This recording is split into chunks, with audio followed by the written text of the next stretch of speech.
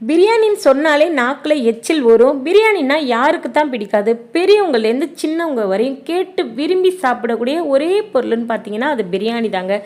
பிரியாணி வீட்டில் செஞ்சால் கல்யாண வீடுகளில் சாப்பிடக்கூடிய பிரியாணி டேஸ்ட்டில் வரல, அதில் மனம் இல்லை, ருசி இல்லைன்னு சொல்லிட்டு ஃபீல் பண்ணுறீங்களா? இனிமேல் கவலையை விடுங்க. இந்த மாதிரி மசாலா சேர்த்து பிரியாணி செஞ்சு பாருங்கள். செம்ம சூப்பராக ரொம்ப டேஸ்ட்டாக வரும். கண்டிப்பாக ஸ்கிப் பண்ணாமல் வீடியோ பாருங்கள் ஃப்ரெண்ட்ஸ். வாங்க ஃப்ரெண்ட்ஸ், இது எப்படி பண்ணுறதுன்னு பார்க்கலாம். இப்போ பிரியாணி மசாலா பண்ணுறதுக்காக நம்ம இந்த 3 பொருள் மட்டுமே போதும். இதில் வேறு எந்த மசாலாவும் சேர்க்க வேண்டாம்.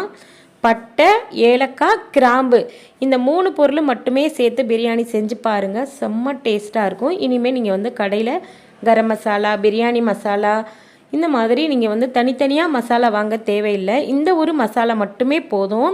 நம்மளுடைய பிரியாணி கல்யாண வீடுகளில் இலையில் வைக்கக்கூடிய பிரியாணி டேஸ்ட்டு அதே மணத்தோடு கிடைக்கும். இப்போ பார்த்தீங்கன்னா நான் ஒரு கைப்பிடி நிறைய பட்டை சேர்த்துருக்கேன். ஒரு கைப்பிடி அளவுக்கு பட்டை சேர்த்தோம்னா அதே அளவுக்கு பார்த்தீங்கன்னா ஏலக்காய் சேர்க்கணும். இப்போ நீங்கள் இதை மெஷரிங் கப்பில் கூட நீங்கள் அளந்து எடுத்துக்கலாம். 1 கப்பு அளவுக்கு பட்டை, 1 கப்பு அளவுக்கு ஏலக்காய், 1/2 கப்பு அளவுக்கு கிராம்பு அதிகமாக சேர்க்க வேண்டாம், அது ரொம்ப வாசனையாக இருக்கும். அதனால் கிராம்பு மட்டும் கம்மியாக சேர்த்துட்டு இதை நல்ல நைஸான பவுடராக அரைச்சி எடுத்துக்கலாம். பாருங்கள், நம்மளுடைய கமகமன்னு பிரியாணி மசாலா ரெடி ஆயிடுச்சு பாருங்கள். இதில் வேறு எந்த மசாலாவும் சேர்க்க வேண்டாம். நிறைய மசாலா சேர்த்து பிரியாணி மசாலா நம்ம சேனலில் இருக்குங்க. அந்த மசாலா பார்த்திங்கன்னா நிறைய சிக்கன் குழம்பு, மட்டன் குழம்பு, காளான் குழம்பு, காளான் பிரியாணி, சிக்கன் பிரியாணி, மட்டன் பிரியாணி எல்லாத்துக்குமே அந்த மசாலா போடலாம். ஆனால் இந்த மசாலா பார்த்திங்கன்னா பிரியாணிக்கு ரொம்ப ரொம்ப டேஸ்ட்டு கொடுக்கும்.